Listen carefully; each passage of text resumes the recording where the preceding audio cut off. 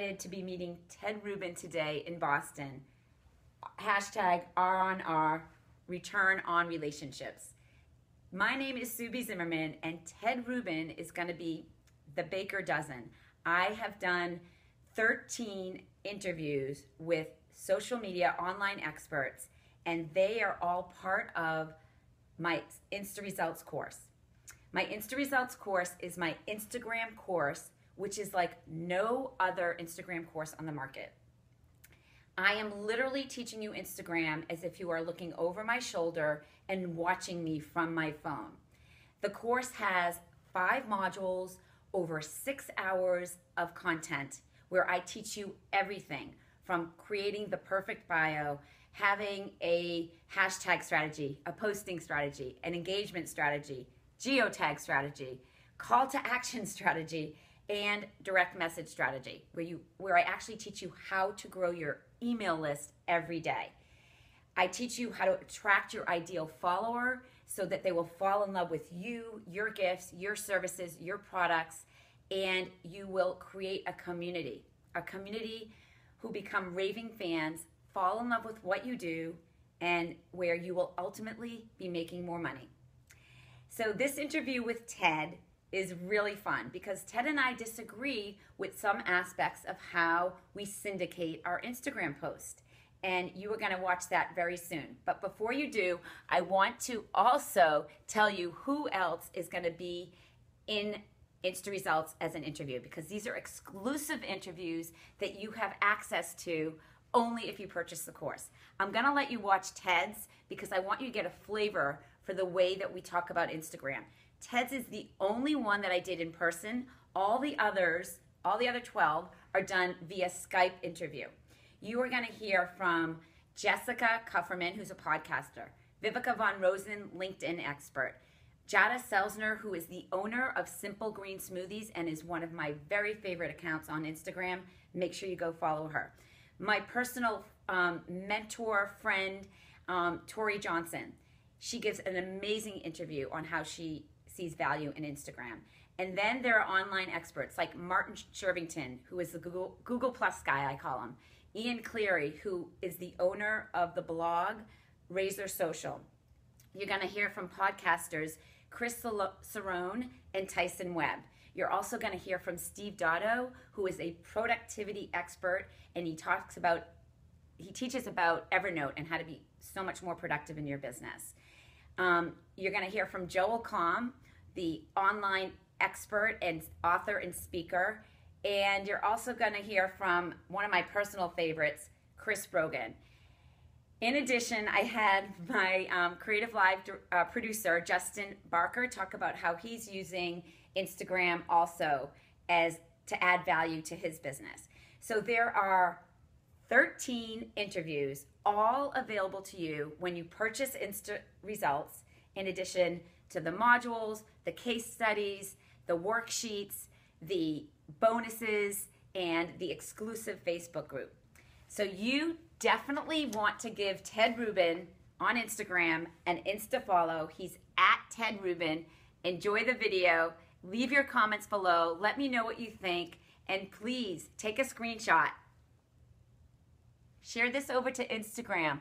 Let me know that you saw this here first so I can bring you into my community. I promise you I will comment on that post, @mention Subi Zimmerman, @mention the Instagram expert.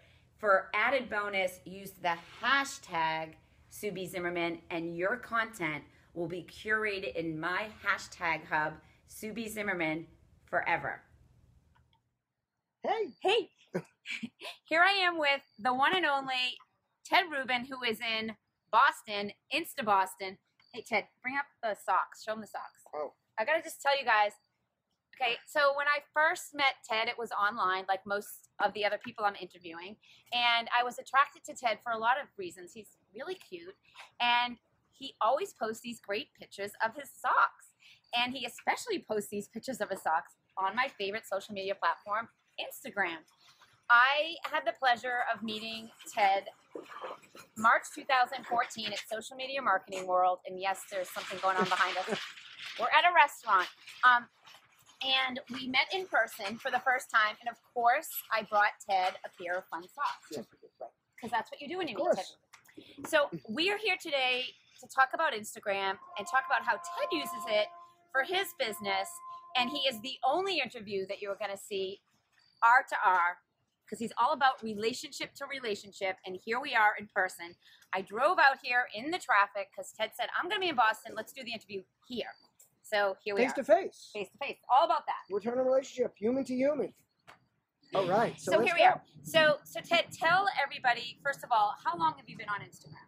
You know, that's hard to say. I'd probably say about a year. I should have checked it if you wanted me to before. Yeah, no, that's fine. But, you know, I kind of ignored Instagram at first, just only because how many things do we all have to do? Right, and you're awesome on Twitter. There's so many things, and I was yeah. very involved in Pinterest, posting things, and I was using Path for a little while, because when I was at Collective Bias, we kind of used it as an intranet, and it was fun, and I could do some of the same things. But about a year ago, it might be a year and a half ago, I realized I was really missing the boat with Instagram. Yes. Because Path just didn't give me the reach, it didn't give me the view into the people that I like to deal with, all the people I know, and it didn't give me the distribution and the voice that I'm getting on Instagram. So I quickly jumped over, very quickly jumped off of Path, and eventually just got away from it completely. And now I'm a total convert. Yeah, I see that you're a convert. I am. You're on there. It's good. And I even listen to you. So tell everybody, how are you using it? Like, what value do you see in it? And are you cross promoting Instagram to Twitter or Facebook? Well, absolutely. But let me tell you what I love about Instagram.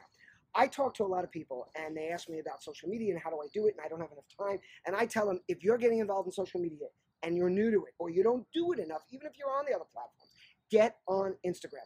Best place in the world. Why? Because everyone complains, oh my God, I don't know how to create enough content. You know how you create content with Instagram? Click, click, click, click, click. Content, content, content, content. And then Instagram is a great platform to syndicate from. Right. So I take everything I put on Instagram and I push it out to Tumblr. And by the way, all my posts on Tumblr come from Instagram. I don't go to Tumblr by Let's itself stop there at for a all. second, because you are the only one that I'm interviewing that pushes to Tumblr, which is great. I don't push to Tumblr. So You should, because Tumblr is such a visual environment, right. and there's also so many millennials on there, Right. that it's probably the only place I get my contact with them. Okay, so that's good to hear. On one of my accounts, Subi Jules, we do have a Tumblr account, and I push it from that. When I say I don't push to Tumblr, I don't push regularly. So talk about how you're getting added value from Instagram to Tumblr. Well, let's just package it and everything. Okay. So I'm taking Instagram and I'm syndicating to Facebook, Twitter, Tumblr, and Foursquare. I never go to Foursquare unless I'm sending something from Instagram. I rarely go to Tumblr except to answer or to reply to people unless I'm doing it from Instagram. And it syndicates so well because photos work everywhere. You can't do that with other platforms. Right. Now, let me ask you, are you doing that with every single post? Every single post. You are. Okay, so that's not exactly how I teach it. Okay. Only because I like to tell people that some of the content that you create on Instagram should be privy to just the people that follow you on Instagram, so they feel like it's a special place, so they have to go back to see that content. I do talk about pushing it out to Facebook, pushing it out to Twitter, as long as it makes sense. For example, obviously, you and I are going to take a picture after this interview, and we're going to post it on Instagram. And it makes sense so much for both of us to share it to Twitter, partly because you and I both have the same handle on Instagram that we do on Twitter, and a lot of people don't. So it's easy to push an @mention without having to reconfigure the @mention from Instagram. Am I allowed to disagree with you here? You totally are. Okay, so what I'm going to say is, unless you have a Facebook page that is about a whole nother topic specifically, why don't push it out there? What I like to say is, don't try to get your people to only come to the place where you want them. You have to go to where they are. So, look, I love Instagram, and if you're telling someone to build their following and just use Instagram, that's great. But if they have people that follow them on Facebook, and they don't want to go to Instagram, they don't use Instagram, they don't have Instagram, then they're missing that. Absolutely. And I just think that's so important. I believe in syndicate, syndicate, syndicate. Okay, so to that point, I'm agreeing with you. But because someone like me that posts twice a day on Instagram on my personal account and once on my featured accounts, I am not flooding my feed on You think twice Facebook. a day is flooding? I don't. I mean, I'll post sometimes 5 times a day. I don't think it's flooding.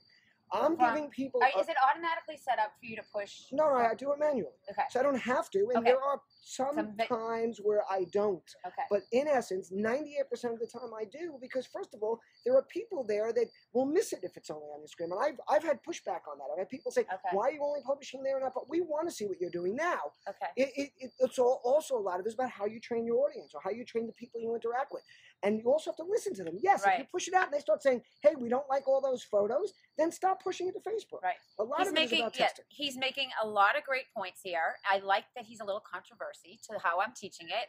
Controversial, or just has a different point of view. I should say that. I also want to make a point that I learned so much from you. I was using hashtag Saki, and I changed it, which Joel Kahn, by the way, was the one who came up with that. But then, of course, I saw a lot of other people were using it, which is cool. Yeah. But then a lot of my stuff gets lost in it, and you gave me the idea, start your own hashtag hub. Hashtag hub, yeah. which I do with Return on Relationship, R on R, and now I have TED Saki.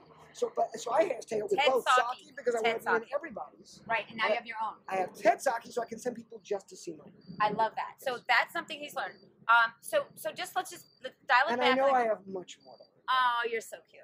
So so this is how Ted does it. It works for him, and I love that. And everyone's going to have a strategy that works differently for them. And that's what you need to know. You purchased this course. It was a big investment. You are so lucky to be listening to Ted Rubin and hear about how he uses Instagram strategically. It works for him this way to push it out to Tumblr, Foursquare, Facebook, and Twitter. And that's a lot of syndication. And to his point, it's easy. He likes it. It's easy. He doesn't have to think about what he's doing. It gets my name out there. And another point, away from the Facebook topic. Yeah. With the Tumblr and Foursquare, I would not have the time or the inclination to publish that. Right. But I have thousands of followers in those places, and now they get something to interact with and something to engage with without me having to take the time to go to those spots. Got it. So that's a really good point. I also have a Foursquare account with a lot of followers, and I'm not pushing out there. So I just learned something new from Ted, because everyone always has something to learn. So I might just be pushing some of my Instagram pictures out to Foursquare. But let's go back to the hashtag hub, because so many of you are going to want to create your own custom hashtag, because I always say the success is in the hashtag on Instagram, and it's great to be curated in hashtags where a lot of people's eyes are, such as hashtag Saki, because he's doing these Sakis instead of selfies. And when I messaged Ted, and I said to him, let's get you out of that whole big, like, huge grouping of socks, because yours is just way cooler than a lot of the ones I see. Let's do your own hashtag hub, and that's what he's talking about. Great advice. I love it, and I'm trying to think about how I can do it with other things. Absolutely. And then another good tip I got recently, and it might have come from you, I don't remember, or I might have read it in another post, was to go back to all your old pictures and add 5 hashtags to them. Yes. To make them more relevant again. And this goes to something that I talk about with my blog and a lot of my tweets, is always reuse content. I repurpose blog posts. I reuse and I repurpose. So I go back and I take old blog posts and I republish them. Yep. As new, with a little bit of change, a little bit of update, and I repurpose them. So now I've got this is a great idea how to take some of that Instagram content and do the same. Yeah, so let's go through that. So on Instagram, you can use up to 30 hashtags per post, and we talk about this in the modules, don't you fret. And what Ted's talking about is that it's smart and wise to keep your hashtags in groupings of 6. I say 5 groupings of 6 because you get 30. So you can literally copy and paste from Evernote. I use Notes on my phone, and I use Notes so that I don't make mistakes when I'm typing those hashtags. And I copy, I paste. To Ted's point, I refresh old posts that are way back when that did get a lot of engagement to bring them back to life. And you're going to hear more about this in the course, but I love that that's working for you. And then I test different things. I mean, to try, like, for a long time, all I was getting was likes on my post. Now I'm getting a lot more comments on my post. That's what now, you want. Yes. I've also, there are things you learn, which I'm sure Sue goes through in her course, that if you don't tag someone, it's not like Facebook, where when someone comments on a post, and then when someone new comments, they get an alert. That doesn't happen in Instagram. Right. Which it took me a while to learn. On your own post, if someone comments, you get a notification. But if you comment on someone else's post, you want to mention them so they will get a notification. That's exactly. what you're talking about. Yes. So that's really good to know. All right, Ted. So if you were going to give them one of your, you have so many tips. I love this. Words of wisdom, words of advice from an expert who speaks all over the world teaching return on relationships. He's all about the real deal, the real thing, how to authentically be you and engage and rock your business. What would it be? Well, something I've been talking about for a while is looking people in the eye digitally.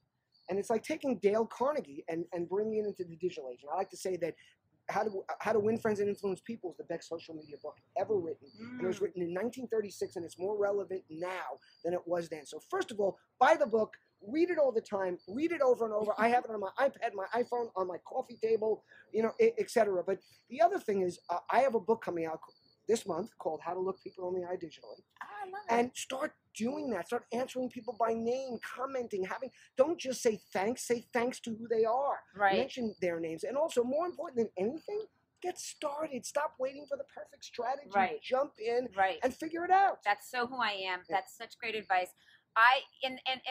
And this is the number one thing that I teach throughout the whole theme of the course is the value of that engagement, the value of authentically commenting, engaging, looking them in the eye. I love this new book. You guys are so lucky that you're seeing him in action and you're going to go out and buy it. I know you are. You're going to say on the review that you saw this video and that's why you bought it. And by the way, the book is only 70 pages. I'm only doing short form books for now, and I have one coming out every quarter.